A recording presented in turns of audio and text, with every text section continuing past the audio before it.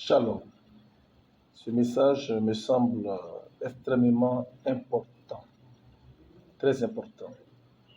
L'injustice des hommes face à la justice de Dieu. Si nous prenons le temps de bien observer les événements depuis le temps biblique jusqu'à aujourd'hui, nous allons comprendre que pour l'enfant de Dieu, souvent l'injustice des hommes accomplit toujours la justice de Dieu.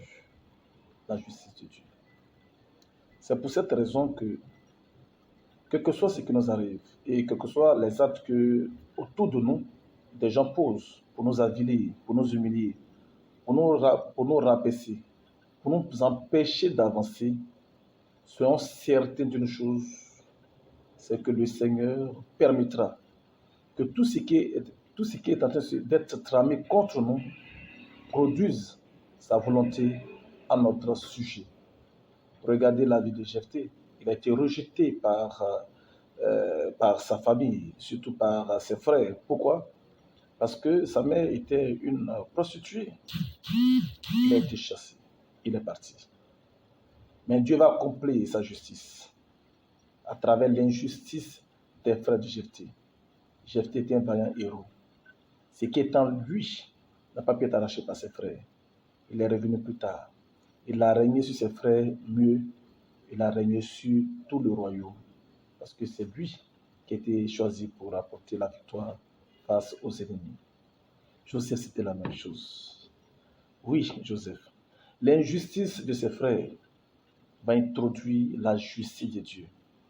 Dieu attendait bénir Joseph. Dieu attendait élever Joseph. Et il a montré cela à 2 reprises à Joseph. Qu'est-ce qui s'est passé?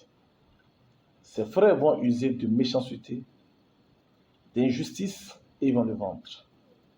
Mais cela va produire la volonté de Dieu. C'est cette volonté que j'appelle la justice de Dieu.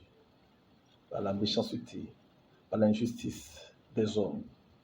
Voilà que Joseph rentre dans le plan tout tracé de Dieu pour que la promesse de Dieu à son sujet, la prophétie sur sa vie, arrive dans sa phase d'accomplissement. À 17 ans, il a connu l'injustice de ses frères lorsqu'il a été vendu. Mais 13 ans après, voilà la justice de Dieu qui s'introduit et Joseph est fait premier ministre. Jésus-Christ. Jésus-Christ, il a connu l'injustice des hommes. Mais cette justice a été matérialisée fortement le jour lorsqu'il est passé par Gethsémani et la croix. Mais 3 jours après, gloire au Seigneur, la justice de Dieu s'accomplit. Jésus est ressuscité. C'est ce que j'appelle le miracle des 3 J. Jephthé, Joseph, Jésus. Il y a encore beaucoup d'autres exemples qu'on aurait pu prendre.